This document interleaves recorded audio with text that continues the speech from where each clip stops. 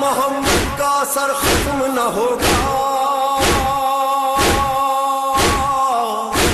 آواز محمد کا اثر ختم نہ ہوگا، تھک جائے گا سورج یہ سفر ختم نہ ہوگا۔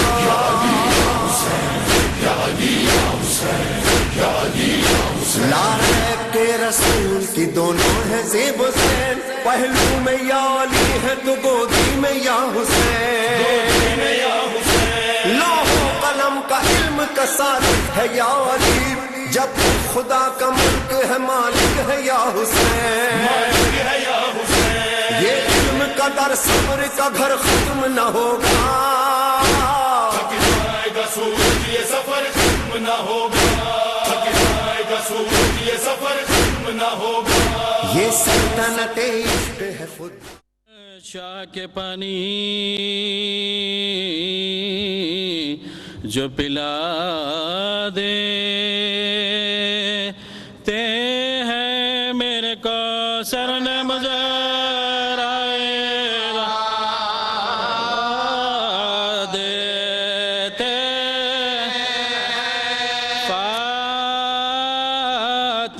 کہتی ہیں دنیا میں یہ آباد رہے، شے کا پر سمجھے سبالے، شے کا پر سمجھے سبالے دیتے، قتل اکبر سا پسر ہوتا ہے، شے کرتے ہیں شکر صبر ایوب کو شبیر جلا، صبر ایوب کو شبیر جلا دیتے، پوچھتا ہے جو کوئی کس نے کمر کو توڑا، شاباش کے لاش کو، شاباش کے لاش کو بتا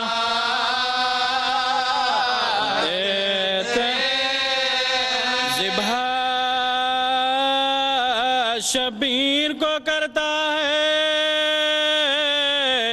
لئی خنجر سے، بوسل خنپا محبوب خدا، بوسل خنپا محبوب خدا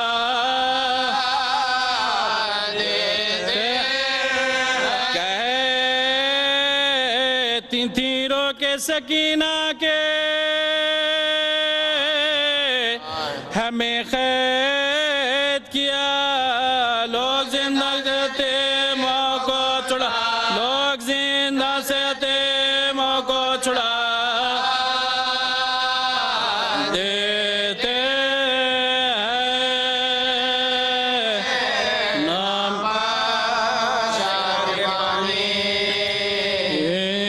جو پلا مسلم پر لائنوں کی چڑھائی ہے سر سے، تو آپ قیامت غضب آئی ہے سر سے، اور ایک تنہا سے لڑائی ہے سر سے، دم لینے کی فرصت نہیں پایا، دم لینے کی فرصت نہیں پایا، مظلوم پائے کنر گئے، افواج جفا ہو، یا دائر میں نقطہ انوار، یا دائر میں نقطہ ذل عشق کی نمی عرف کا دن قتل کا سامان،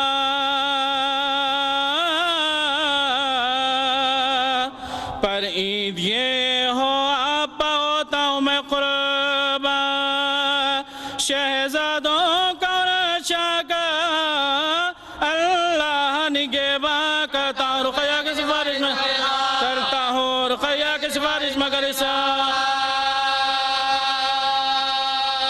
کڑ کڑ کے میرے مسکا نکل جائے صدقے میں سکینہ کرم صدقے میں سکینہ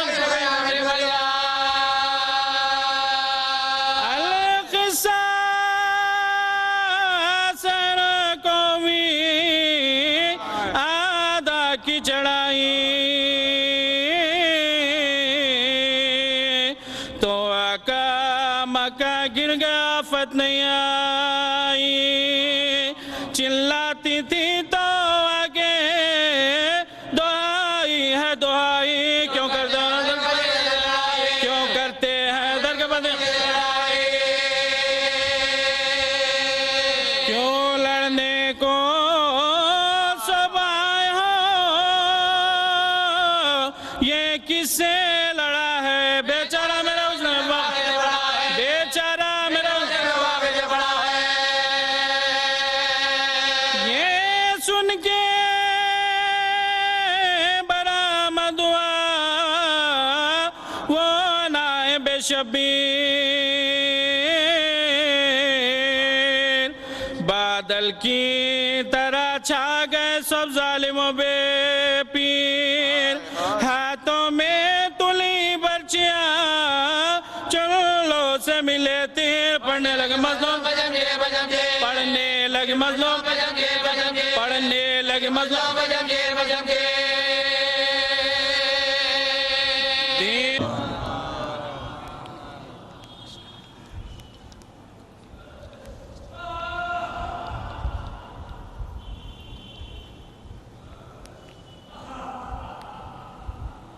ہے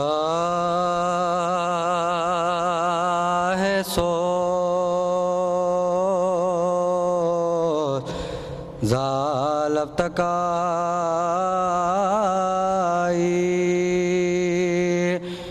اشک نابانے کو ہے جوش میں گل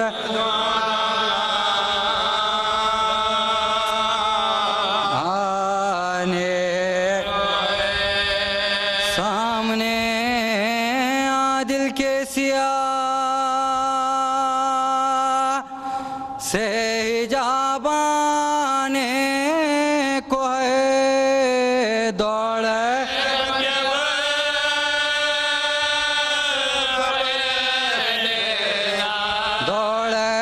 رحمت کے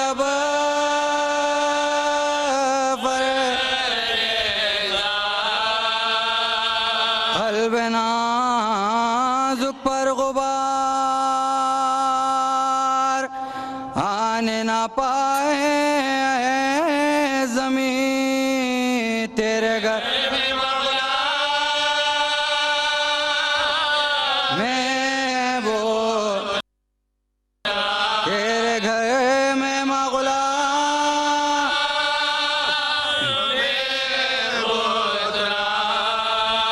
اے فرشتوں ایک دم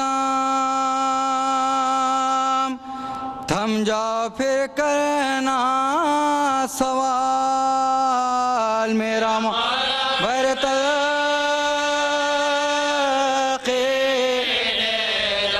میرا مولا بر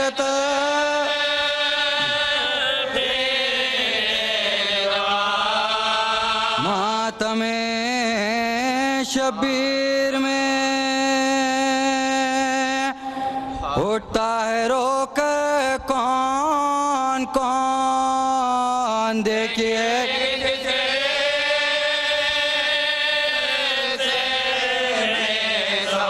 دیکھیے کس کس کے سے میں سوال آنے کو ہے آئے سو ظالب تک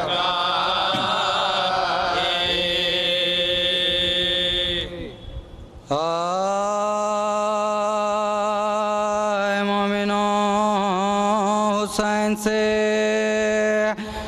مقتل قریب ہے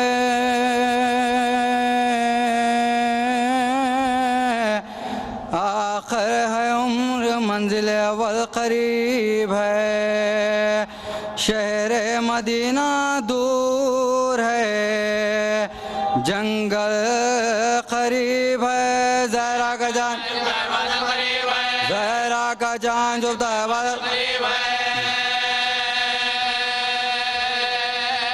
لینے کے واسطے ملک موت آتے ہیں مرقد کو اپنے باندھ مرقد کو اپنے باندھ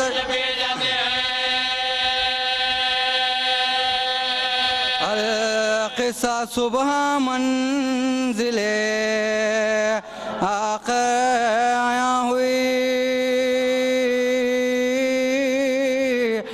لیکن یہ صبح صفت نبی کو کہاں ہوئی جس جا سواری رکے ناگے رواں ہوئی حیران سپاہ خسرو کونو مکان ہوئی 6 گھوڑے بدلے دوشے نبی کے سوار نے لیکن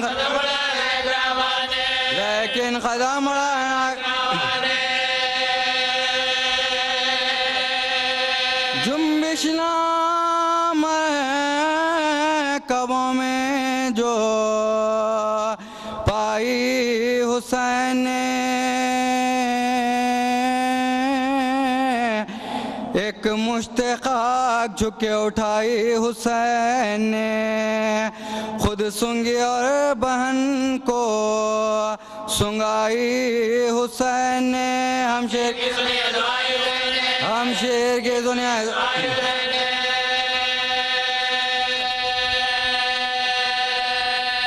ہے خاک پھینکو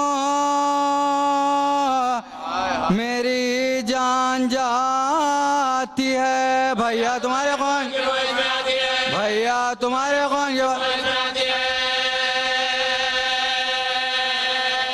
باشندوں کو وہاں کے یہ مولا نے دین دا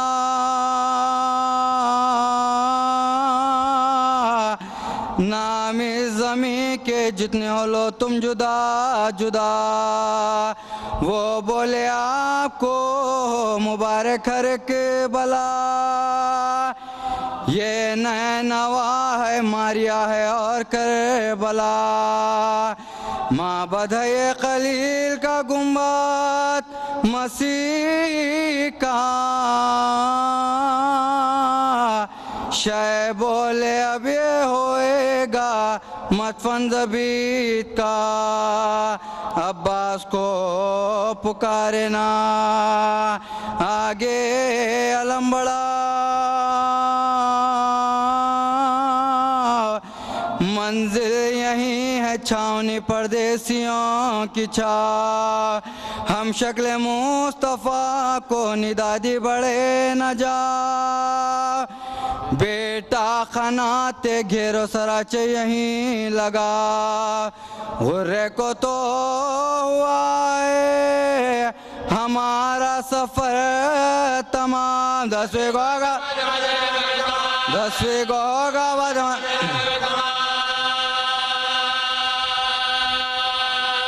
بٹھلا کے پہلوؤں میں انہیں یہ کیا بیان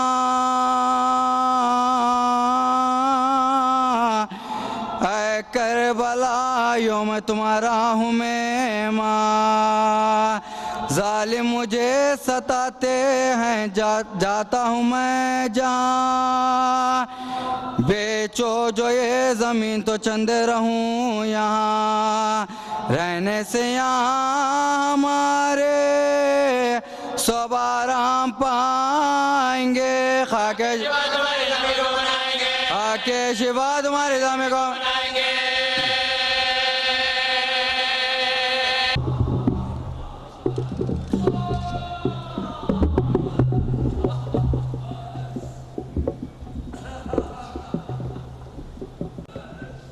صلوات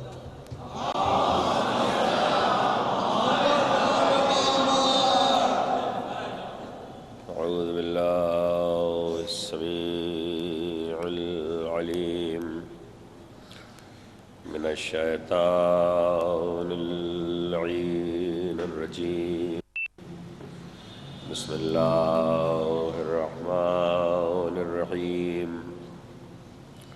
الحمد لله الذي إليه مساور الخلق وواقف الأمر نحمده على عظيم إحسانه ونير لطفه وبرهانه ونوام فضله وامتنانه لم يلد سبحانه فيكون في العز مشاركا ولم يولد فيكون مورثا هالكا لم يتقدمه وقت ولا زمان ولم يتعاوره زيادة ولا نقصان جلت عظمته والصلاة والسلام على من بعثه بنور المزي والبرهان الجلي والمنهاج البادي والكتاب الهادي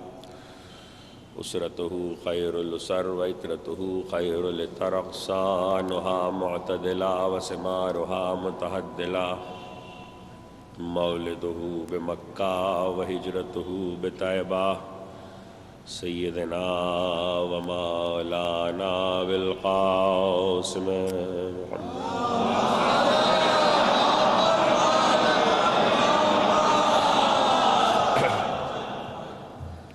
وأهل بيته الطيبين الطاهرين المعصومين المظلومين الذين أذهب الله عنهم الرجس وطهرهم تطهيرا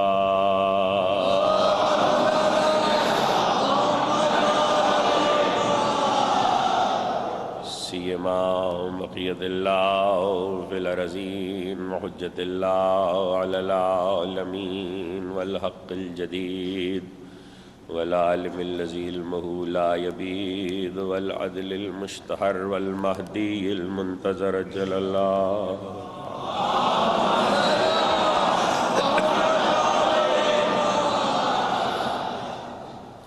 واللعنة الدائمة الباقية على أعدائهم ومنكر فضائلهم وغاصب حقوقهم أجمعين من يوم ظلمهم إلى يوم الدين أما بعد فقد قال الله سبحانه وتعالى في محكم كتابه الحكيم إنما يريد الله ليذهب عنكم الرجس أهل البيت ويطهركم تطهيرا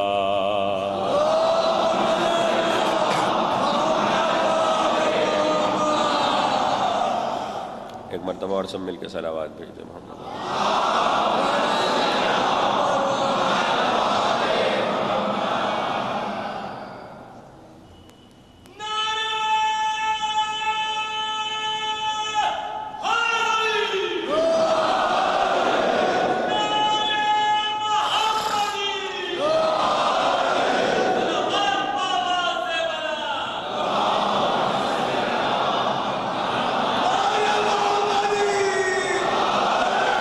اصول یہ ہے کہ کل آدھی تقریر تک آواز بہت صحیح تھی، اس کے بعد خراب ہوئی ہے. سب مل کے صلوات بھیجیں محمد وآلہ.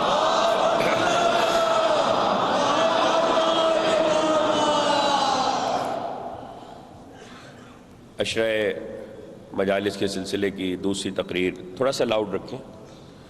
دوسری تقریر آپ حضرات اس عزا خانے میں سماعت فرما رہے ہیں. آیہ تطہیر کے ذیل میں ہم نے کل جس گفتگو کا آغاز کیا تھا وہ اب اپنے دوسرے مرحلے میں داخل ہو رہی ہے. کل کچھ تمہیدی مرحلے تھے اور میں گفتگو کر رہا تھا آیہ روزہ کے ذیل میں کہ جس نے اتر کر امت پر روزے کو واجب کیا. یا ایھا الذین آمنوا کتب علیکم الصیام کما کتب علی الذین من قبلکم لعلکم تتقون. اے صاحبان ایمان، اللہ نے تم پر روزوں کو لکھ دیا ہے کہ جیسے تم سے پچھلوں والوں پر لکھا تھا. اور اس کے بعد آخری ٹکڑا کہ جس پر گفتگو آ کر رک گئی تھی اور کتاب اور عقل کی شرح کرتے ہوئے ہم ایک منزل پر ٹھہر گئے تھے. اور میں تقریر اس جملے سے مڑ گئی تھی کہ میں یہ گزارش کر رہا تھا کہ یہ قرآن مجید کی احکامات کے سلسلے کی آیتوں میں سے وہ آیت ہے کہ جس نے اتر کر ان ذہنوں کو متوجہ کیا ہے کہ جو قرآن مجید کے اور اللہ کے احکامات کے سلسلے میں لاجک تلاش کرتے ہیں کہ اگر یہ کام کیا جائے، ان سے کہا جائے کہ دین میں یہ ہے، دین میں یہ ہے، تو ترقی پسند اور جدت پسند افکار اور اذہان یہ کہتے ہیں کہ اگر ایسا ہے ہم یہ کام کریں تو کیوں کریں.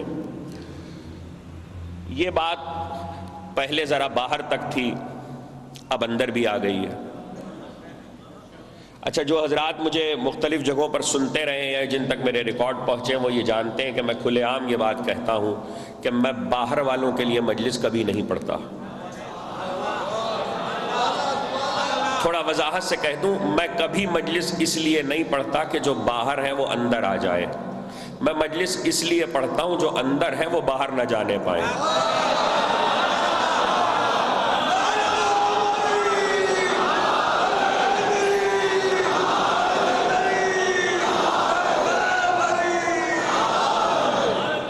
مجلس کا مقصد بھی یہی ہے. جب یہ سوال اٹھتا ہے احکامات دین کے سلسلے میں کہ صاحب یہ کام کیوں کریں، اس کا کیا سبب ہے، یہ کام اس کی وجہ بیان کیجئے، عقل سے سمجھائیے، لاجک سے سمجھائیے. یہ جو کیوں کا سوال اٹھتا ہے تو انسان اس کے مقصد کو تلاش کرتا ہے کہ کیوں کیا جائے.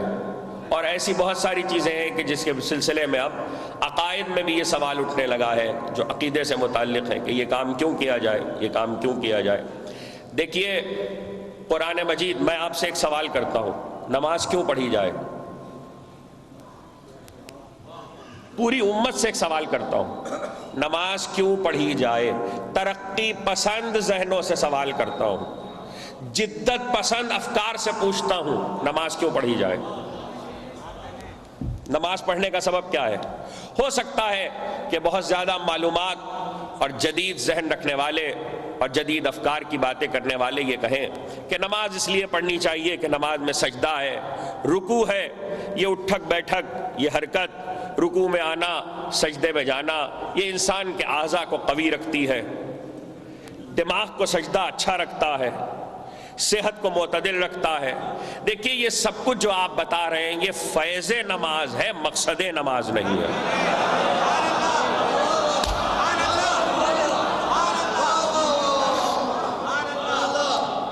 امت الجھ رہی ہے دو لفظوں میں، یہ فیض نماز ہے. نماز سے اگر جسمانی صحت اچھی رہتی ہے تو یہ فیض نماز ہے.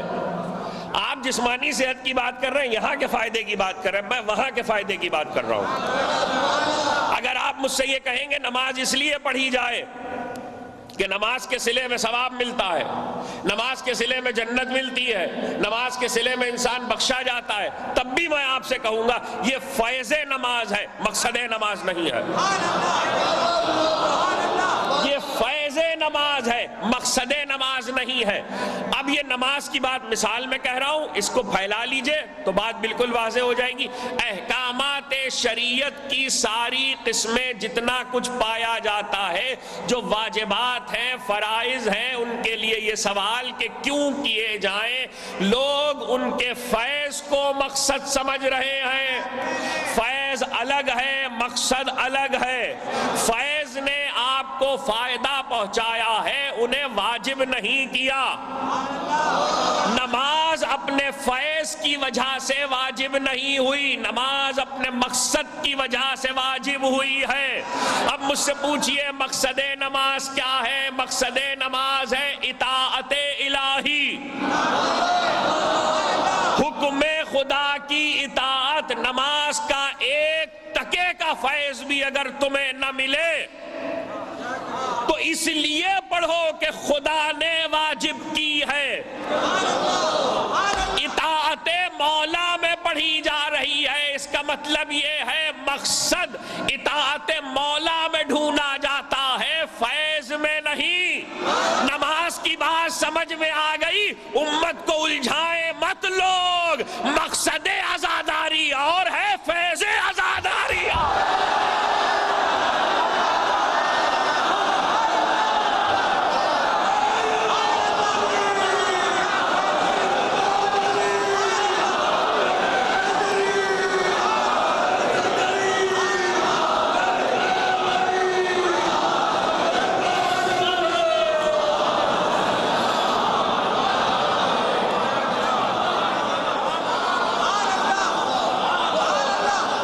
مقصد عزاداری اور ہے، فیض عزاداری اور ہے۔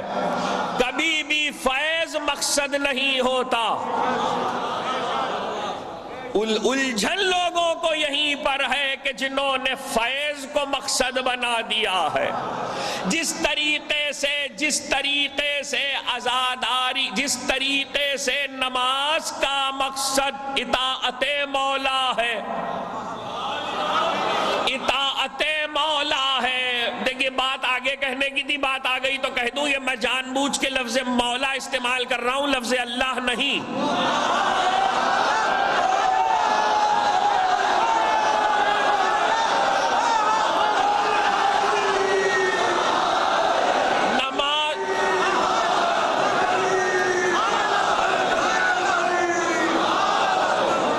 نماز کا مقصد اطاعت مولا ہے۔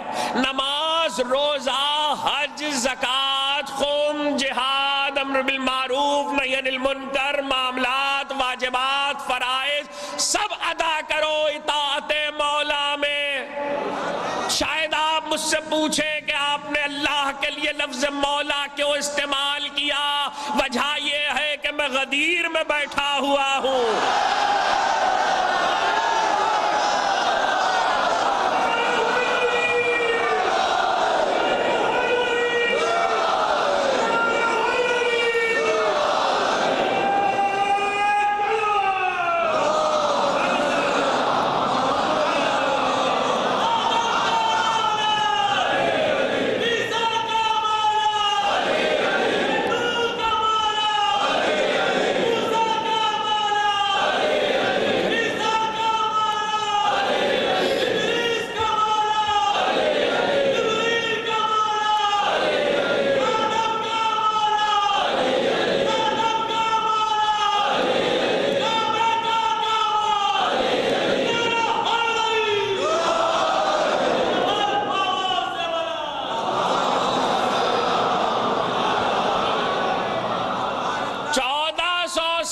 گزرنے کے بعد بھی میں غدیر سے اٹھ کر باہر نہیں گیا۔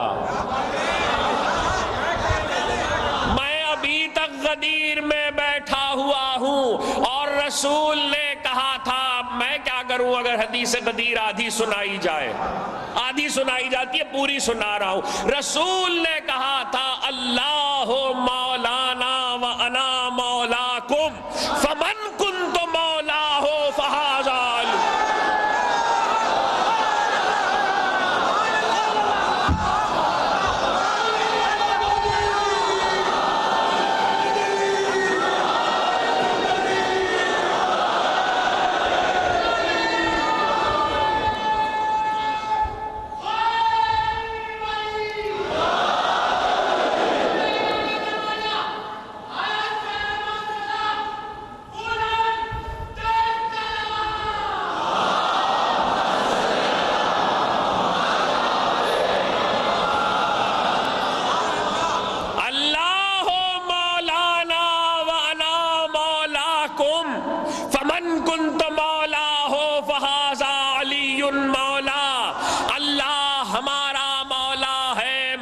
تمہارا مولا ہوں، تو جس کا میں مولا ہوں اس کے علی مولا ہے۔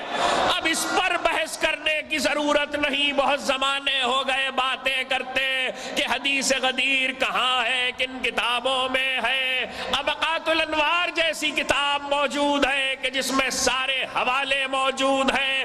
علماء اسلام میں کس کس نے 250 سے 300 بڑے محدثین ہیں جنہوں نے حدیث غدیر کو روایت کیا ہے، بڑے علماء ہیں جنہوں نے روایت کیا ہے۔ مجھے اس وقت اس کے سلسلہ سند پر گفتگو نہیں کرنا۔ اللہ مولانا وانا مولاکم فمن کنت مولاہ فہذا علی مولا۔ بس پوچھنا یہ ہے کہ رسول نے کہا تھا جس کا میں مولا ہوں، تو میں پوچھوں اس جلیل القدر مجمع سے اور ترقی یافتہ ترقی پسند ذہن رکھنے والے لوگوں سے کہ رسول نے کہا جس کا میں مولا ہوں، ذرا مجھے ایک فہرست تو مرتب کر کے دیجئے کہ رسول کس کس کا مولا ہے۔ دیکھیے لوگ اشروں کو جہاں ختم کرتے ہیں، میں نے اشرا وہاں سے شروع کیا ہے۔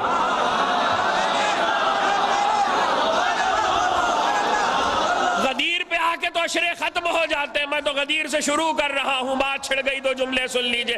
اللہ مولانا وانا مولاکم فمن کنت مولاہ فہذا علی مولا۔ اللہ ہمارا مولا ہے، میں تمہارا مولا ہوں، جس کا میں مولا ہوں اس کے علی مولا ہے۔ ذرا فہرست تو مرتب کرو کہ رسول کس کس کے مولا ہے۔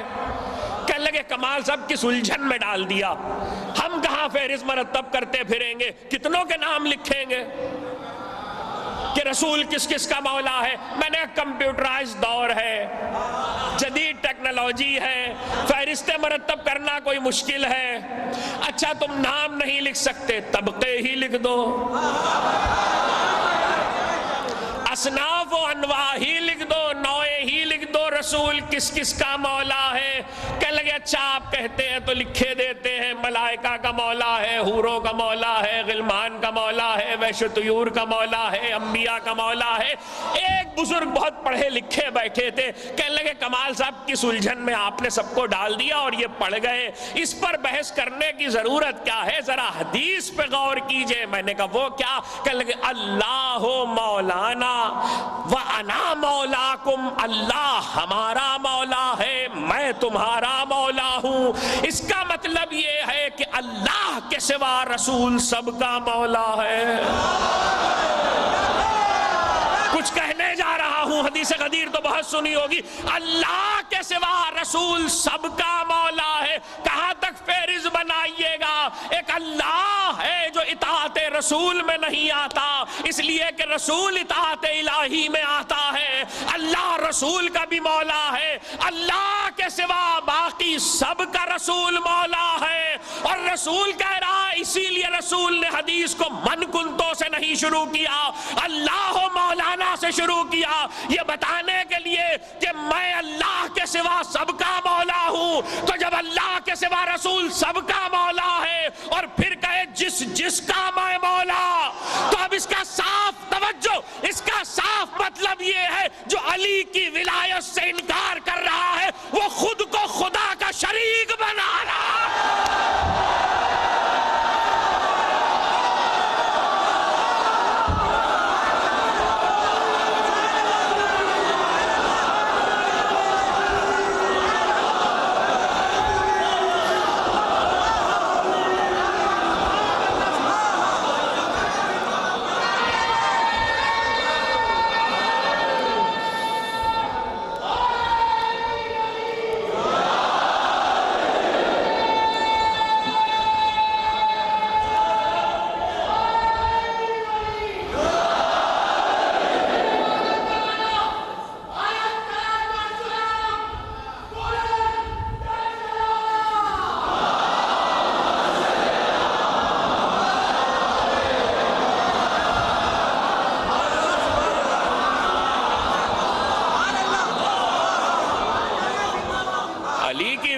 سے انکار کا مطلب سیدھا سیدھا یہی ہے کہ خود کو خدا کا شریک بنایا جائے۔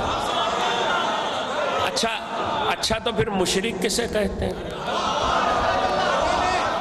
کہہ گیا، سمجھیے گا آپ خود،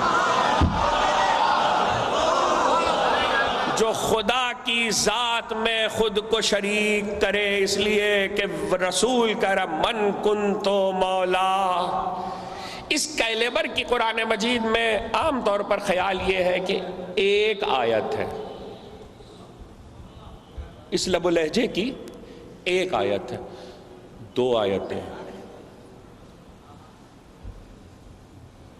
آیت کون سی؟ ابھی تو میں نے آیت پڑھی ہی نہیں، لیکن غدیر تک آ گیا اس لیے کہہ رہا ہوں۔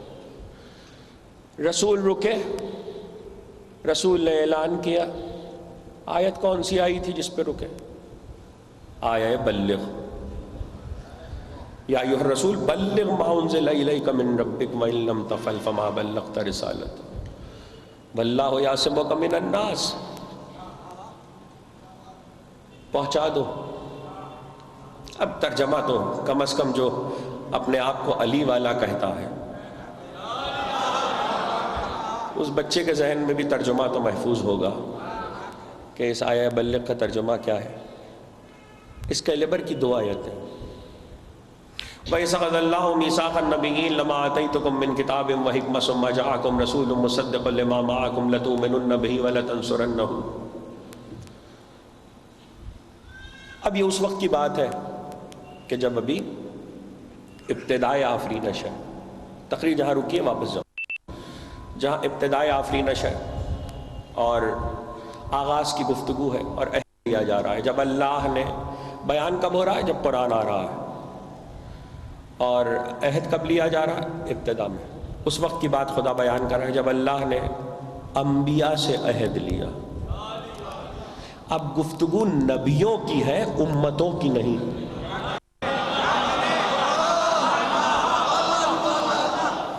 وَإِذْ أَخَذَ اللَّهُ مِيثَاقَ النَّبِيِّينَ لَمَا آتَيْتُكُم مِّن كِتَابٍ وَحِكْمَةٍ، کہ ان کو کتاب دی گئی، حکمت دی گئی، تو پوچھا گیا کیوں دی گئی؟ کیوں دی گئی؟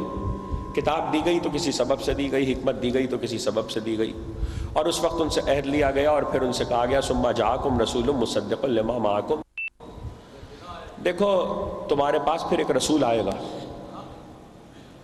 اور وہ رسول جو آئے گا وہ تصدیق کرتا ہوا آئے گا تمہاری کتاب کی، حکمت کی جو تمہیں دیا گیا ہے، تمہاری نبوتوں کی تصدیق کرتا ہوا آئے گا۔ لَتُؤْمِنُنَّ بِهِ وَلَتَنصُرُنَّهُ، اور دیکھو اس پر ایمان پختہ رکھنا۔ دیکھیے میری مجبوری ہے چونکہ انبیاء کا ذکر ہے اس لیے یہ نہیں کہہ سکتا اس پر ایمان لانا۔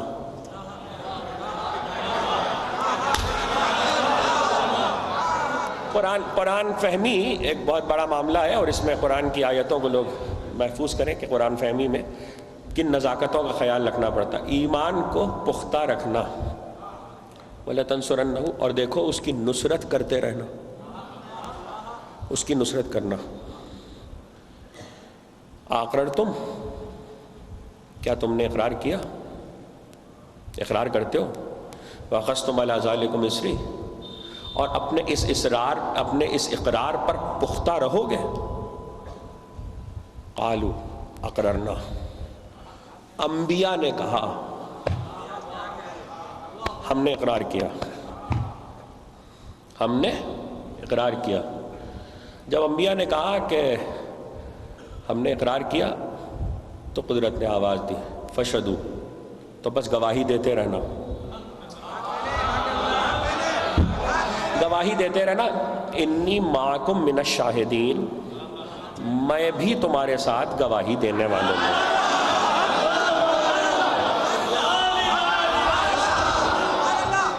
اچھا بات چھڑی گئی، دو جملے سنیے۔ انی معکم من الشاہدین، میں بھی تمہارے ساتھ گواہی دینے والوں میں ہوں۔ ایک ٹکڑا بھی باقی ہے آیت کا، فمن تولی بعد ذالک، آخری ٹکڑا، فمن تولی بعد ذالک۔ اب دیکھیے میں کہہ چکا ہوں کہ یہ امتوں سے گفتگو نہیں ہے، یہ انبیاء نے والے پیغمبر پر ایمان کو پختہ رکھنا، اس کی نصرت کرنا۔ تم نے اقرار کیا، اس اقرار پہ پختہ رہو گے؟ انہوں نے کہا ہاں، کہ گواہی دیتے رہنا۔ انی معکم من الشاہدین، میں تمہارے ساتھ گواہی دینے والوں میں ہوں۔ فمن تولی، اب لب و لہجہ بدلا۔ قرآن آئے، حدیث نہیں ہے، روایت نہیں ہے، راوی نہیں ہے، مورخ نہیں ہے، جو اس عہد سے پھر گیا وہ فاسق ہو جائے گا۔ علماء سے پوچھئے، صاحبان علم تشریف فرمائیں کہ فاسق کہتے کس کو ہیں؟ ایک تعریف تو میں وہ بتاتا ہوں جو شریعت مقدسہ میں ہے، ایک تعریف وہ بتاتا ہوں جو قرآن میں ہے۔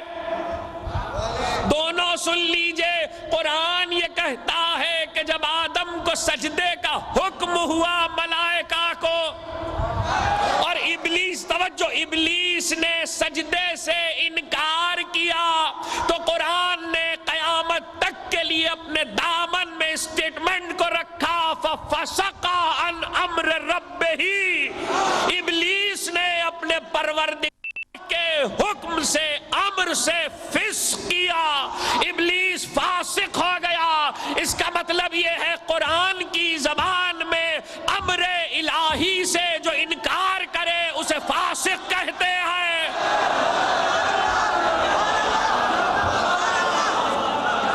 امر الہی سے جو انکار کرے اسے فاسق کہتے ہیں۔ جملہ کہنے کی اجازت ہے بتوفیق الہی بتائی دے محمد و آل محمد۔ اما امر سے انکار کرے تو ابلیس ہو کے فاسق ہو جاتا ہے، اولی الامر سے انکار کرے تو کیا ہو؟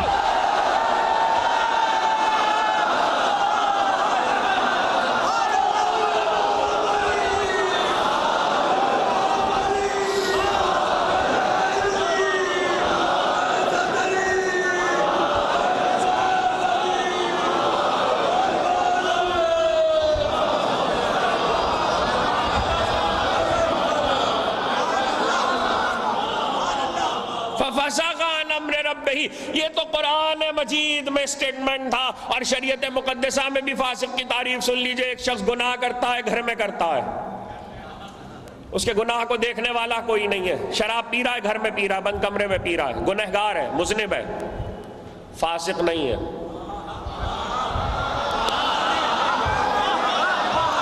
گنہگار ہے، مذنب ہے، فاسق نہیں ہے۔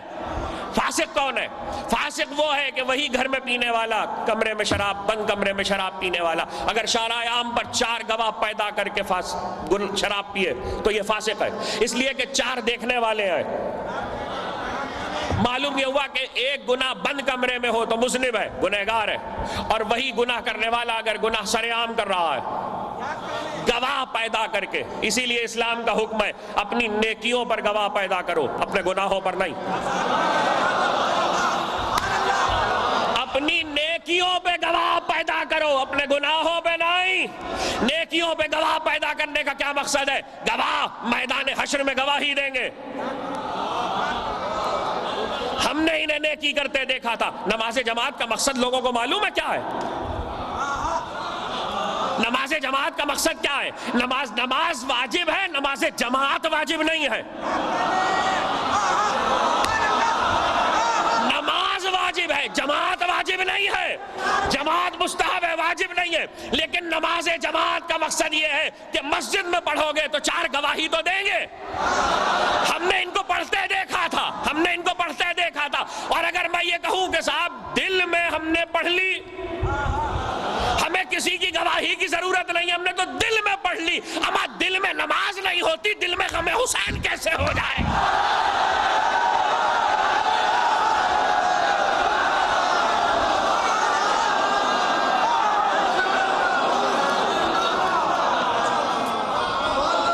ہم نے دل میں عزاداری کر لی، ہم نے دل میں عزاداری کر لی۔ دل میں نہ کرو، دل میں نہ کرو۔ جملہ سنو، جملہ، عزا خانوں میں آؤ، جلوس لے کے نکلو، ماتم کرو، تاکہ محشر میں ہم گواہی دیں ہم نے انہیں دیکھا تھا۔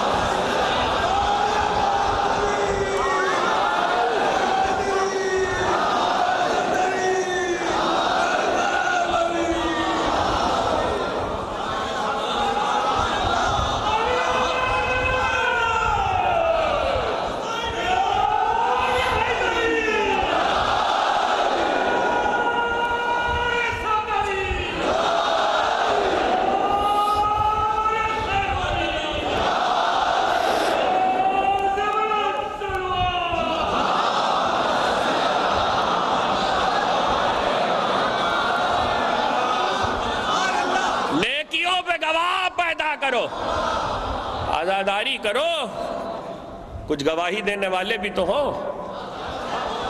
تو کیوں کہا قرآن نے یہاں لفظ فاسق کیوں رکھا؟ فمن تولی بعد ذلک فاولئک هم الفاسقون. خبردار، قرآن امتوں سے نہیں نبیوں سے کہہ رہا، جس نے نصرت مصطفیٰ سے فرار کیا وہ فاسق ہے.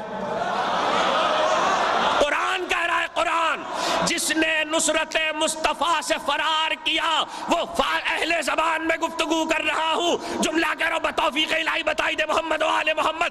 جس نے نصرت مصطفیٰ سے فرار کیا وہ فاسق ہے. فاسق کیوں کہا؟ نصرت مصطفیٰ سے فرار کرنے والے کو اس لیے کہا جب آپ میدان سے بھاگ رہے تھے کچھ دیکھنے والے بھی تھے.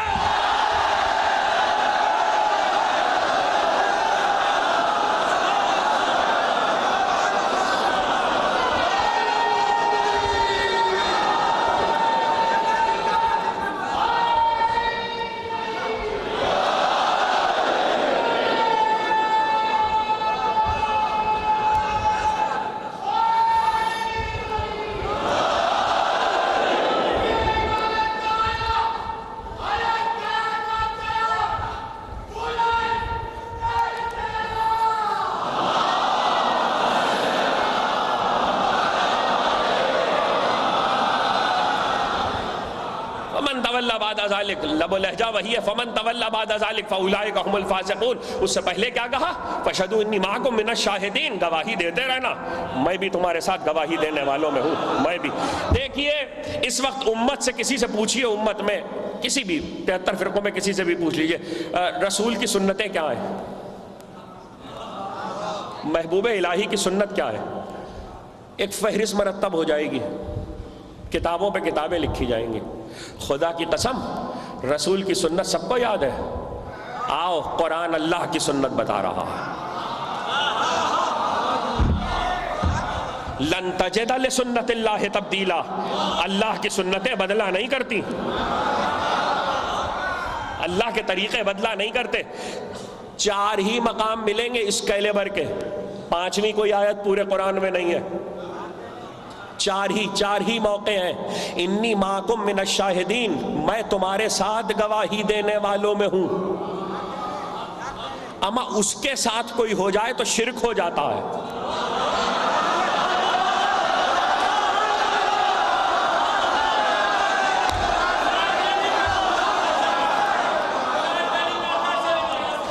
اس کے ساتھ کوئی ہو جائے تو شرک ہو جاتا. اور وہ خود کہہ رہا ہے، حدیث نہیں، روایت نہیں، تاریخ نہیں، راوی نہیں، مورخ نہیں، محدث نہیں، قرآن. انی معکم من الشاہدین، میں تمہارے ساتھ گواہی دینے والوں میں ہوں. 4 کام ہیں جو اللہ کی سنت ہے. سنو، انی معکم من الشاہدین، میں تمہارے ساتھ گواہی دینے والوں میں ہوں.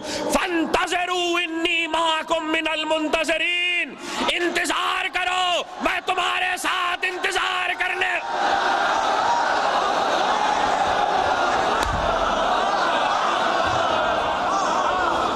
گواہی دو، میں تمہارے ساتھ گواہی دینے والوں میں ہوں.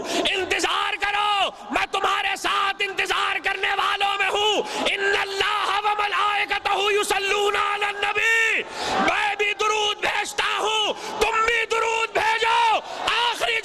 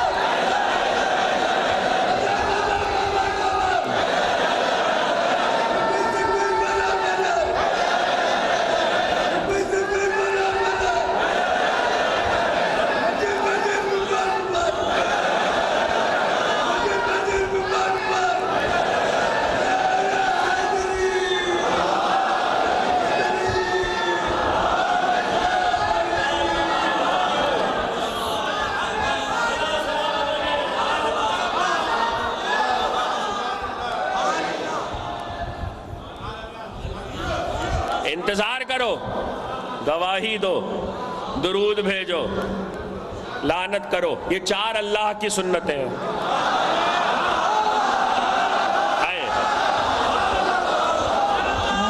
مصطفیٰ کی سنت سب کو یاد رہی، خدا کی سنت بھول گئے؟ یہ 4 اللہ کی، خدا کی قسم 4 آیتوں میں پورا دین ہے۔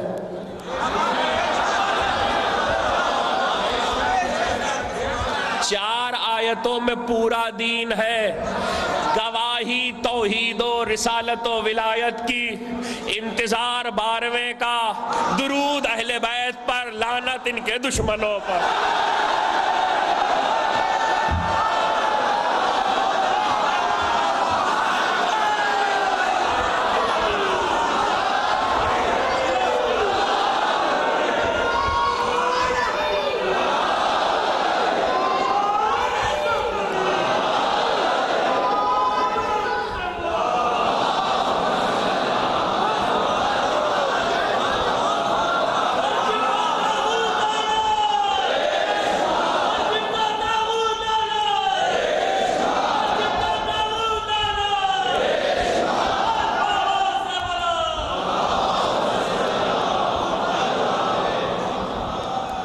انہی 4 آیتوں میں سارا دین ہے۔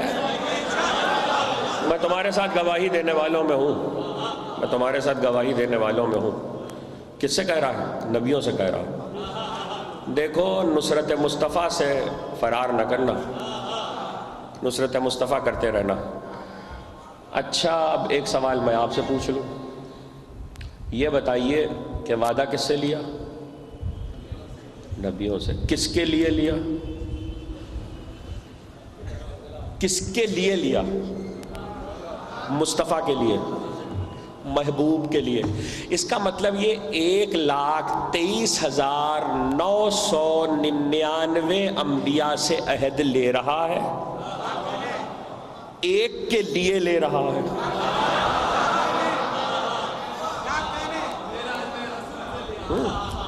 ایک سے عہد ایک کے لیے لے رہا ہے، 1,23,999 انبیاء سے عہد لے رہا ہے، اور جن سے عہد لے رہا ہے ان سے لب و لہجہ سخت ہے، اور جس کے لیے لے رہا ہے اس کے لیے عہد مانگا جا رہا ہے، اس پر ایمان پختہ رکھنا، اس کی نصرت کرتے رہنا۔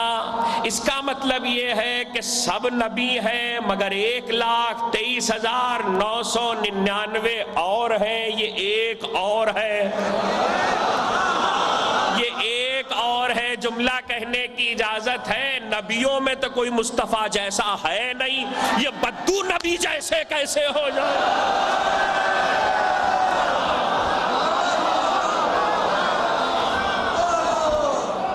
بدو نبی جیسے کیسے ہوں گے؟ نبیوں میں تو مصطفیٰ جیسا کوئی ہے نہیں، اس لیے کہ اس کے لیے عہد لیا جا رہا ہے، اور جس کے لیے عہد لیا جا رہا ہے وہ محبوب الہی ہے۔ ایمان کو پختہ رکھنا، نصرت کرتے رہنا۔ اب جو دوسرا سوال ہے وہ اس سے زیادہ ہے، میں شاید کسی آگے کی منزل میں آتا، لیکن اب بات چھڑ گئی۔ بتوفیق الہی بتائی دے محمد والے محمد، تو یہیں پہ پوچھ لوں، ذرا سا یہ بتائیے، آدم سے عہد لیا، نوح سے لیا، ابراہیم سے لیا، موسیٰ سے لیا، عیسیٰ سے لیا، اور پھر یہ کہہ کر لیا کہ ثم جاءکم رسول مصدق لما معکم، وہ جو آئے گا نا وہ تمہاری تصدیق کرتا ہوا آئے گا، تردید کرتا ہوا نہیں۔ یہاں بہت باریک سا ایک اشارہ اللہ نے رکھا ہے کہ کبھی حق والے کو پہچاننا ہو تو اسی صفت سے پہچاننا۔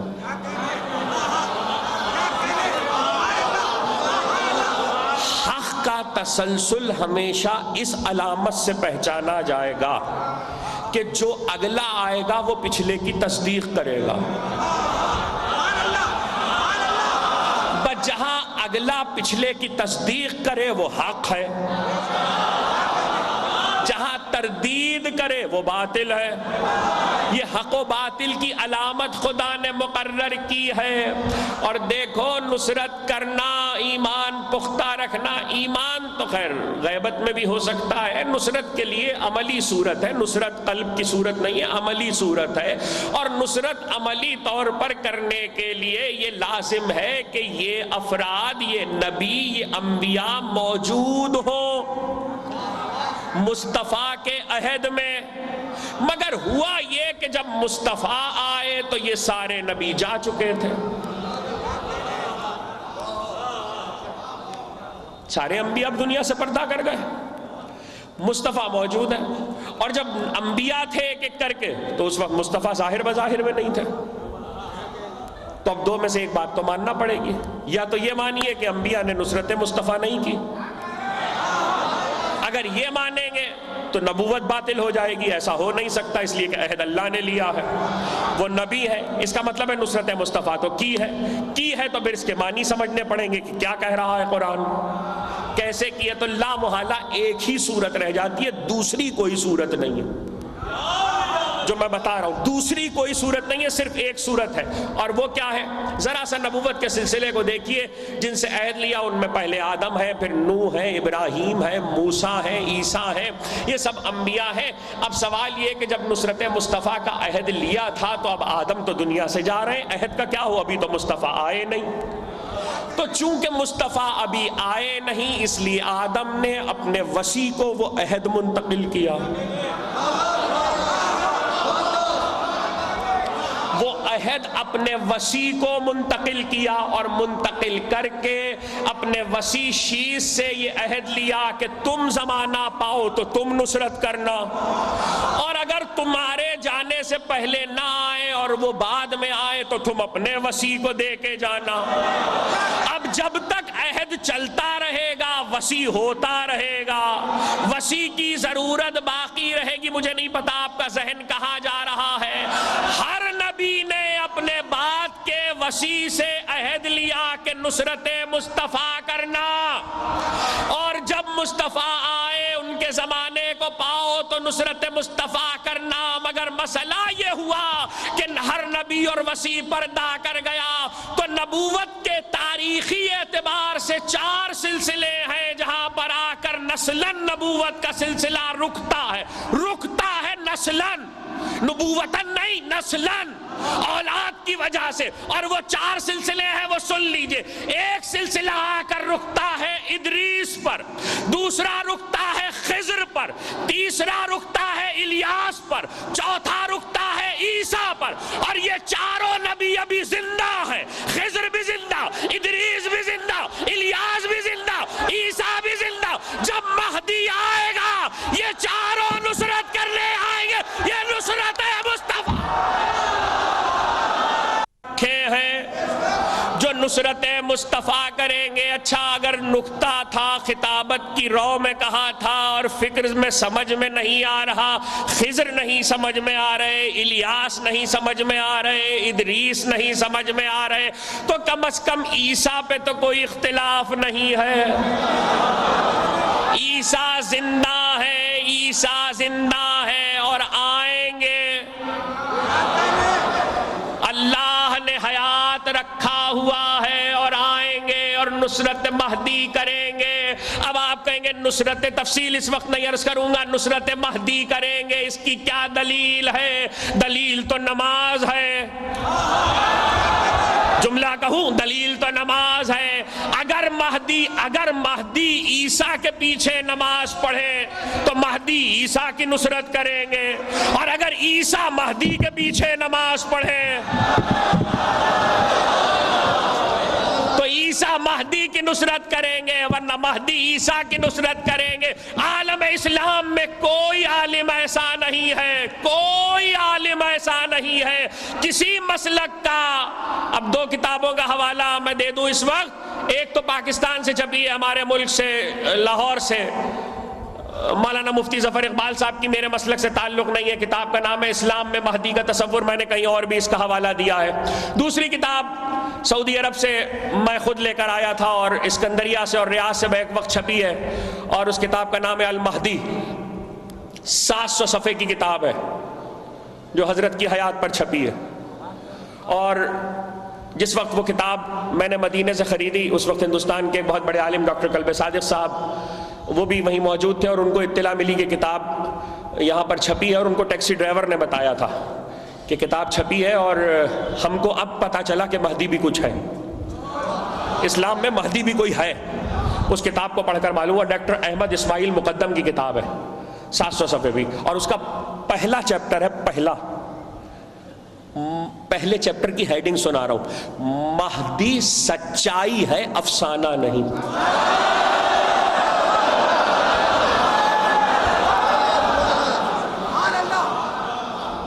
مہدی سچائی ہے افسانہ نہیں۔ اور ان دو کتابوں میں اس کے علاوہ اور بھی تقریباً سب نے اس پر تو سب متفق ہیں، یعنی حد ہے کہ جنہوں نے علی کی فضیلتوں کا انکار کیا وہ بھی اس پر متفق ہیں کہ نماز تو عیسیٰ مہدی کے پیچھے پڑھیں گے،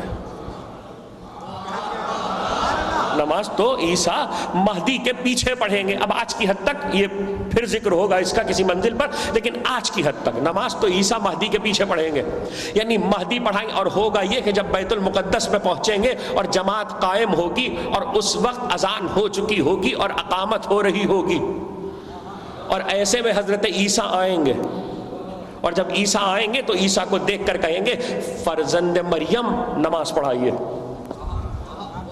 فرزند مریم نماز پڑھائیے۔ تو ایک مرتبہ زہرا کا بیٹا جب کہے گا فرزند مریم نماز پڑھائیے تو کہیں گے کہ زہرا کے بیٹے کے ہوتے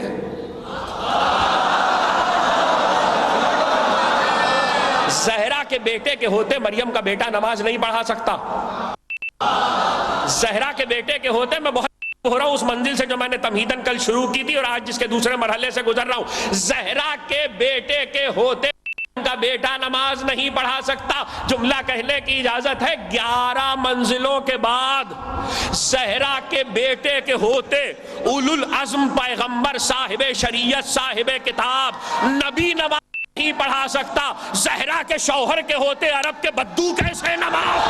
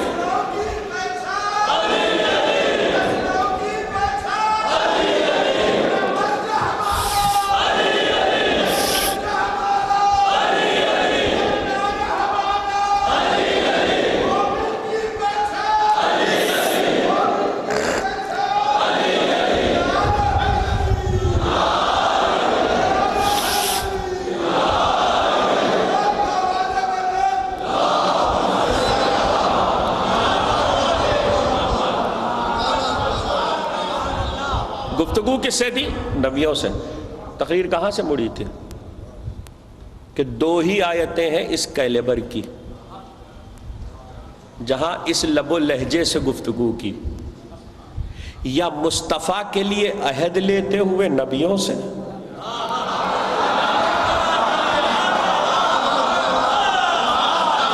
یا مصطفیٰ کی رسالت پر نبیوں سے اس لہجے میں گفتگو کی کہ اگر کوئی نصرت مصطفیٰ سے پھرا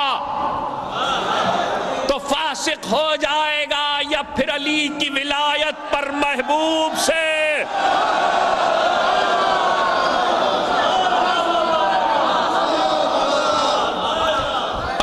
واپس آ گیا جہاں سے تقریر مڑی تھی کہ اس منزل پہ گفتگو تھی کہ میں نے لفظ مولا کیوں استعمال کیا۔ اگر رسول یہ نہ کہتے کہ اللہ مولانا وانا مولاکم ومن کنت مولاه فہذا علی مولا، تو یہ کہنے کی ضرورت نہیں۔ مقصد پہ گفتگو کر رہا تھا، نماز کیوں پڑھی جائے اطاعت مولا میں، روزہ کیوں رکھا جائے اطاعت مولا میں، حج کیوں کیا جائے اطاعت مولا میں۔ تو میرے دوستو، میرے پاس بہت بہت سوال آتے ہیں، اس لیے کہہ رہا ہوں، میل بھی آئی، خط بھی لکھ کر لوگوں نے پوچھا، نوجوان دوست سوال کرتے، میں تو صرف ایک بات، ایک جملے میں فیصلہ دے رہا ہوں، نماز کیوں پڑھی جائے اطاعت مولا میں، روزہ کیوں رکھا جائے اطاعت مولا میں، حج کیوں کیا جائے اطاعت مولا میں، زکوٰۃ کیوں دی جائے اطاعت مولا میں، خمس کیوں ادا کیا جائے اطاعت مولا میں، جہاد کیوں کیا جائے جو غیبت میں حرام ہے، جب نہ آ جائے گا امام تو اجازت ہو جائے گی۔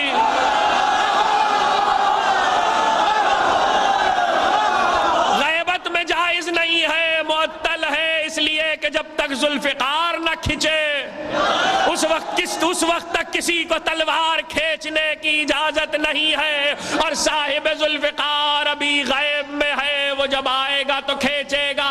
مگر جہاد کیوں کیا جائے اطاعت مولا میں، نہ کیا جائے تو کیوں اطاعت مولا میں؟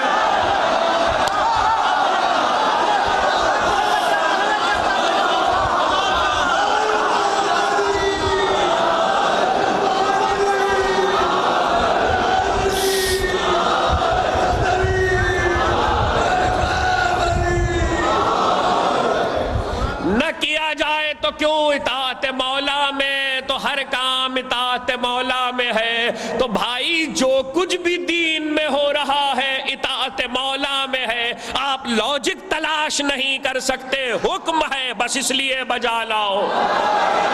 اپنی عقل کے گھوڑے دوڑانے کی کوشش نہ کرو۔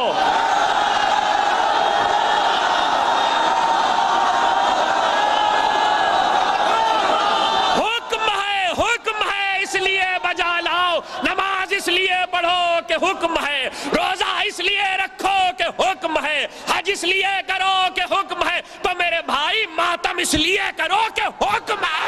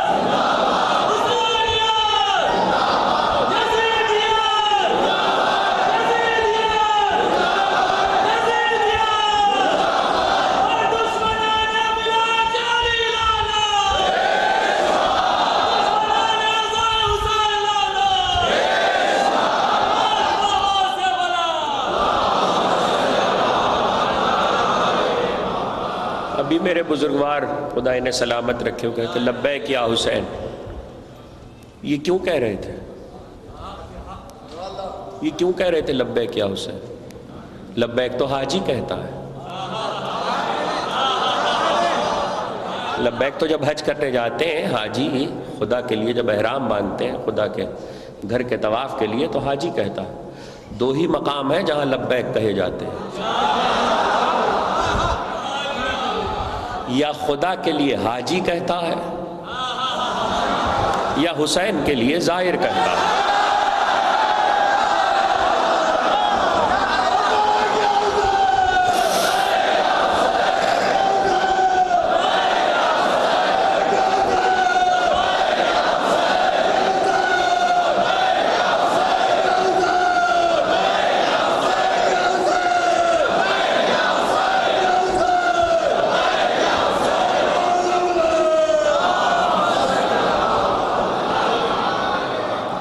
دیکھیے، ان احباب کے لیے اور ان دوستوں کے لیے جو نوجوان دوست اور بچے کتابوں کے مطالعے کا شوق رکھتے ہیں، ان کے لیے ایک حوالہ اس لیے دے دوں کہ وہ پڑھیں گے تو لطف آئے گا کہ کیا کہا میں نے، ایک خدا کے لیے حاجی کہتا ہے، حسین کے لیے زائر کہتا ہے، یا خدا کے لیے کہا جاتا ہے یا حسین کے لیے کہا جاتا ہے۔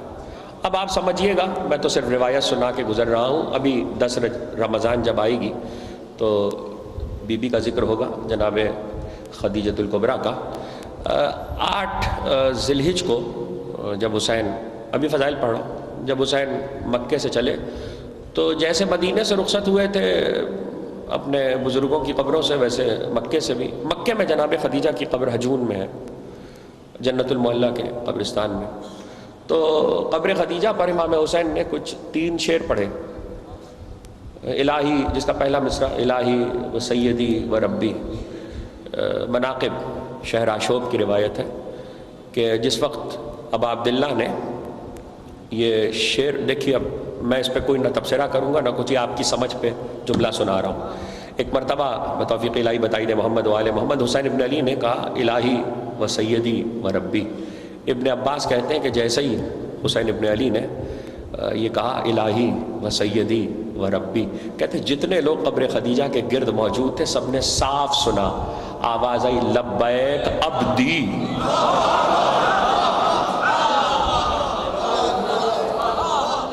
لبیک عبدی۔ اس رخ سے بھی آل محمد کی فضیلتوں کو لوگ سمجھنے کی کوشش کریں۔ یہ سنا اس لیے دیتا ہوں ممبر سے کہ اس رخ سے بھی آل محمد کی فضیلتوں کو سمجھنے کی کوشش کریں۔ کیوں عمل کیا جا رہا ہے، کیوں نہیں، حکم ہے، اطاعت مولا میں کیا جا رہا ہے۔ اسی لیے واحد مقام میں نے کیا کہا تھا، یا ایھا الذین آمنوا کتب علیکم الصیام کما کتب علی الذین من قبلکم لعلکم تتقون، اس لیے روزہ رکھو کہ تم متقی ہو جاؤ۔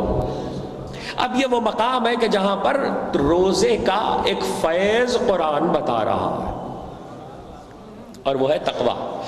یہاں سے تمہید اپنے منزل پر آ رہی ہے اور اس کو محفوظ کیجئے گا، تقویٰ۔ دیکھیے تقویٰ بہت سامنے کا لفظ ہے، ہمارے ہاں تقویٰ اس کو کہتے ہیں جو تارک الدنیا ہو جائے اسے متقی کہتے ہیں، ہم متقی اسے کہتے ہیں جو تارک الدنیا ہو جائے، سب کچھ چھوڑ دے، اس کو متقی کہتے ہیں۔ لیکن ضروری نہیں ہے کہ قرآن مجید میں بھی متقی اسی کو کہا گیا۔ قرآن مجید میں تقویٰ ایک اصطلاح ہے اور مختلف مقامات پر تقوی کا مطالبہ کیا گیا ہے، اور تقوی کی قسمیں بھی ہیں، جب گفتگو آگے بڑھے گی تو عرض کروں گا وَمَن يُعَظِّمْ شَعَائِرَ اللَّهِ فَإِنَّهَا مِن تَقْوَى الْقُلُوبِ، ہم تقویٰ کو اعضاء و جواہر کا عمل اور صفت سمجھتے ہیں، لیکن قرآن یہ بتا رہا ہے کہ اعضاء کا تقویٰ الگ ہے، دلوں کا تقویٰ الگ ہے۔ دلوں کا تقویٰ الگ ہے، عبادتیں، ریاضتیں، بارگاہ الہی میں بندگی، نمازیں، سجدے، روزے، آیت پہ رکا ہوا ہوں، واپس جاؤں گا آخری جملہ اس منزل پر، لیکن 2 جملے سن لیجئے۔ بارگاہ الہی میں نمازیں، روزے، سجدے، رکوع، عبادت، اور اس کے بعد انسان متقی۔ لیکن یہ عرض کر دوں کہ عبادتوں کی ساری کیفیتیں انجام دینے کے بعد انسان کی آخری حد یہ ہے کہ وہ متقی بن سکتا ہے، متقی بن سکتا ہے، بس یہی فرق ہے، متقی بن سکتا ہے، متقی بنا جا سکتا ہے، معصوم بنا نہیں جا سکتا۔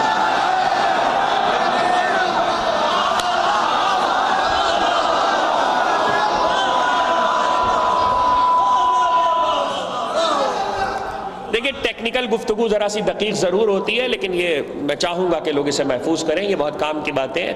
متقی بنا جا سکتا ہے، معصوم بنا نہیں جا سکتا۔ معصوم پیدا ہوتا ہے، بنتا نہیں ہے۔ معصوم آتا ہے، ولادت کے ساتھ معصوم ہے، دنیا میں آنے سے پہلے معصوم ہے، معصوم ہوتا ہے۔ اب چونکہ رسالت کے لیے بھی عصمت شرط، ولایت کے لیے بھی عصمت شرط، امامت کے لیے بھی عصمت شرط، اس لیے نہ رسول بنا جا سکتا ہے، نہ ولی بنا جا سکتا ہے، نہ امام بنا جا سکتا ہے۔ اچھا بات چھڑ گئی پتہ نہیں لوگ دیکھیں میں اکثر کہتا ہوں میں جو کہہ رہا ہوں اس کا ذمہ دار ہوں، جو کوئی سمجھ رہا ہے اس کا میں ذمہ دار نہیں ہوں. میں اولیاء کی سرزمین پر گفتگو کر رہا ہوں. ہندوستان اولیاء کی سرزمین ہے، بڑے بڑے اولیاء کے مزارات یہاں پر ہیں. تو ظاہر ہے کہ ہم نے تو بڑے بڑے ولی دیکھے، ساری ولایتیں ہیں، اس میں کوئی شک نہیں ہے، سب ولایتیں، لیکن وہ ایسی ولایتیں، اگر ولایت پہ گفتگو اور ولایت موضوع ہوگا تو پھر وہ بات کہیں اور چلی جائے گی. چھوٹی موٹی ولایتیں تو آپ کے گھر میں بھی موجود ہیں. آپ کہیں گے وہ کون سی ولایت ہے؟ جی ہاں، باپ ولی ہوتا ہے. باپ ولی ہوتا ہے، باپ نہیں، دادا، دادا نہیں پردادا. اور پھر بیٹا پوتا ولی ہوتا ہے، اور اس ولی کے جو گھر کا چھوٹا موٹا ولی ہے اس کے بھی اتنے اختیارات ہیں، اتنے کہ اگر کسی کے گھر خدا نخواستہ جنازہ ہے اور میں آ گیا اور میں نے کہا نہیں نماز جنازہ میں پڑھاؤں گا، اور ولی کہے کہ نہیں کوئی اور پڑھائے گا، تو میری پڑھائی ہوئی باطل ہو جائے گی.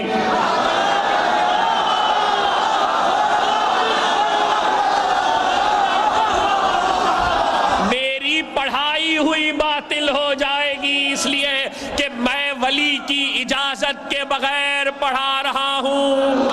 ولی مجھ سے راضی نہیں ہے، اما میرا جنازہ تو ولی کے بغیر ہوتا نہیں، نبی کا کیسے ہوگا؟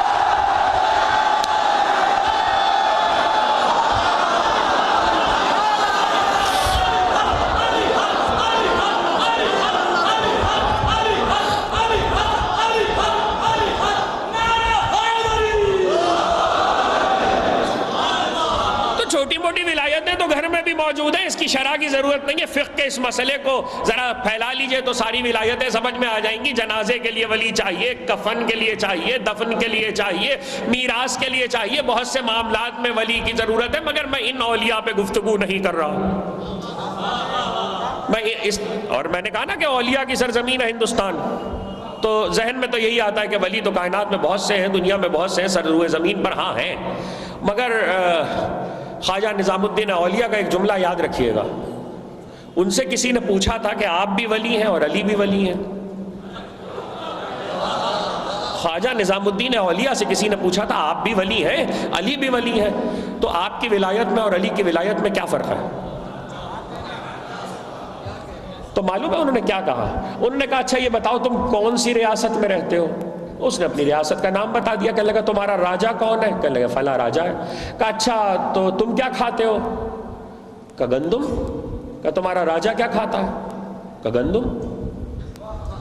کہا واہ تم بھی گیہوں کھاتے ہو، راجہ بھی گیہوں کھاتا ہے، تو تم میں اور راجہ میں فرق کیا ہوا؟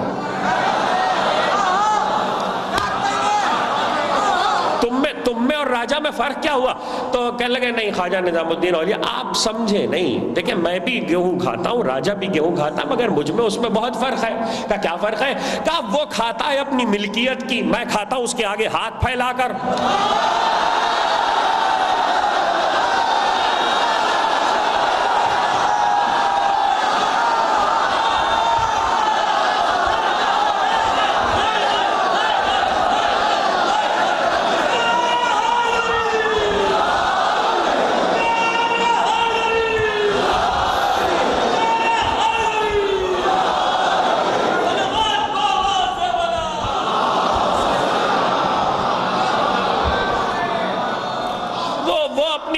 کی کھاتا ہے، اپنی رعیت کی کھاتا ہے، اپنی جاگیر کی. میں اس کے آگے میں ظاہر ہے پرجا ہوں، رعایا ہوں، میں اس کے آگے ہاتھ پھیلا کے کھاتا ہوں. کہا تو یہی تو میں تجھے سمجھا رہا ہوں. کا کیا مطلب؟ کہا تو نے کہا کہ میں بھی ولی ہوں، علی بھی ولی ہے، تو مجھ میں اور علی کی ولایت میں کیا فرق ہے؟ کہا سن، علی ولی ہے، علی ولایت کے بادشاہ ہے، ولایت علی کی ملکیت ہے، میں تو علی کے آگے ہاتھ پھیلا کے ولی بن گیا ہوں.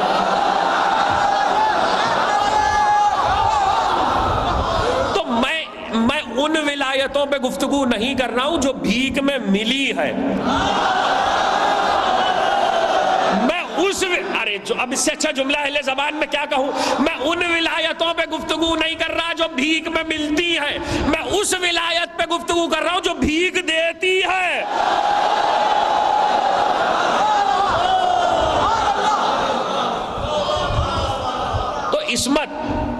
ہدایت ہے امامت کے لیے بھی، ولایت کے لیے بھی، رسالت کے لیے بھی۔ متقی بن سکتا ہے انسان، معصوم بن نہیں سکتا، معصوم ہوتا ہے۔ اچھا عجیب بات یہ ہے کہ اتقوا اللہ مستطعتم، تقوی اختیار کرو جتنی تم میں کیپیسٹی ہے۔ مجبوری ہے کہ میں نے انگریزی کا لفظ استعمال کیا، جتنی تم میں استطاعت ہے، کیپیسٹی ہے، جتنی تم میں استعداد ہے، جس قدر تقوی اختیار کر سکتے ہو۔ غور کر رہے ہیں آپ؟ تقوی کے لیے اللہ نے لفظ رکھا جتنی تم میں کیپیسٹی ہے اتنے متقی ہو جاؤ۔ ایک جملے سے آ گیا، ایک جملے سے، اور میرے اس مقدمے کو محفوظ کیجئے گا، تفصیلات تو آتی رہیں گی، بتوفیق الہی بتائی دے محمد و آل محمد۔ جتنی تم میں کیپیسٹی ہے اتنے متقی ہو جاؤ، ہے نا؟ اس لیے کہ تقوی آخری حد ہے، تقوی کے بعد کوئی فضیلت کی حد نہیں ہے۔ اب نئی بحث چھڑ جائے گی، تقوی کے بعد فضیلت کی کوئی حد نہیں ہے۔ سورہ مبارکہ احزاب کلام مجید کا 33واں سورہ، ترتیب تلاوت کے لحاظ سے یا نساء النبی لستن کاحد من النساء ان اتقیتن۔ دیکھیے کائنات کی افضل، جو میں کہہ رہا ہوں اس کا ذمہ دار ہوں، جو آپ سمجھ رہے ہیں اس کا بالکل ذمہ دار نہیں ہوں۔ کائنات کی افضل ترین ہستی محبوب الہی، محبوب الہی، اور اب قرآن مخاطب ہے یا نساء النبی لستن کاحد من النساء، اے نبی کی بیویوں تم اور عورتوں جیسی نہیں ہو، تم اور عورتوں جیسی نہیں ہو۔ اس کا مطلب یہ ہے کہ قرآن نے یہ کہہ کر بتا دیا کہ چونکہ یہ نبی کی بیوی ہے اس لیے فضیلت ہے، اور عورتوں کو وہ فضیلت حاصل نہیں ہے اس لیے کہ مصطفیٰ سے تعلق کے سبب۔ مگر اسے کیا کیجئے کہ آیت میں ٹکڑا رکھا ہوا ہے ان اتقیتن، اگر تم متقی ہو تو۔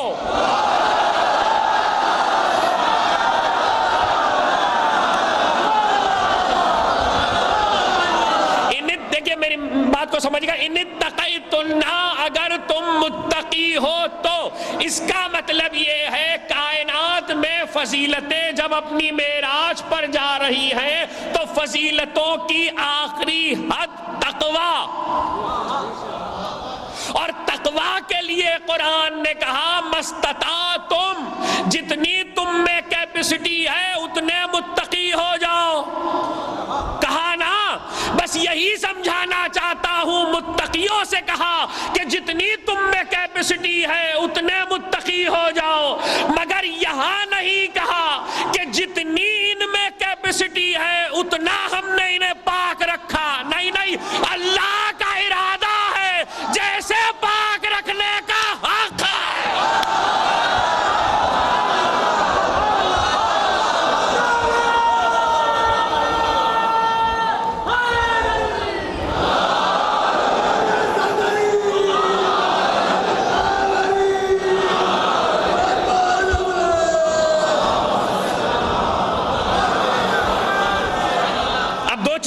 کی تقریر منزل سے قریب ہو رہی ہے۔ دو چیزیں ہیں، ایک یہ کہ میرا ارادہ، میں جو ارادہ کرتا ہوں عمل اس کے بعد ہوگا، میرا عمل میرے ارادے کے بعد ہے، تو عمل ہمیشہ ارادے کے بعد ہی ہوتا، عمل ہمیشہ ارادے کے بعد ہی ہوتا۔ ہاں اللہ کے معاملے میں یہ ہے کہ وہاں بھی عمل ارادے کے بعد ہے، مگر وہاں معاملہ یہ اذا ارادہ شیئا یقول لہ کن فیکون، جب وہ کسی شے کا ارادہ کرتا ہے تو ہو جاتی ہے، تو وہاں عمل ارادے سے متصل ہے۔ ہمارے ہاں عمل اور ارادے میں فصل ہے، لیکن عمل ارادے کے بعد ہے۔ ہم اگر متقی ہونے کا ارادہ کریں گے تو اس حد تک ہی ہو سکتے ہیں جس حد تک کیپیسٹی ہے، لیکن اب میں کیسے کہوں، دقیق بات ہے، لیکن اپنے متقی ہونے کے، ہمارے متقی ہونے کا ارادہ ہم نے کیا ہے، خدا نے نہیں کیا ہے۔ ہمارا تقوی ہمارا ارادہ ہے، خدا کا نہیں۔ خدا نے حکم دیا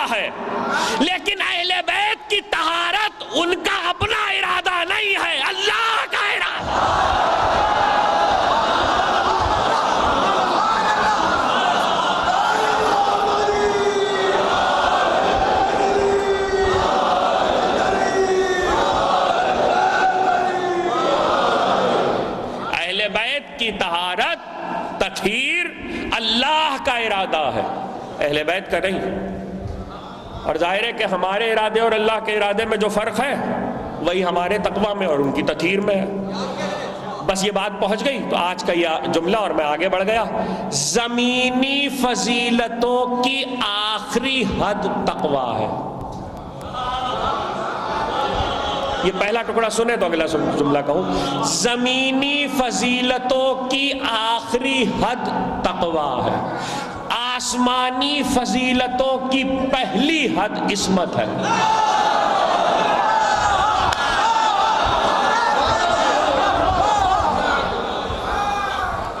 آسمانی فضیلتیں عصمت سے شروع ہوتی ہیں، زمینی فضیلتیں تقویٰ پہ ختم ہوتی ہیں۔ عصمت میں اور تقویٰ میں فرق ہے، تقویٰ عمل میں ہوتا ہے، قلب میں ہوتا ہے، عصمت لہو میں ہوتی ہے۔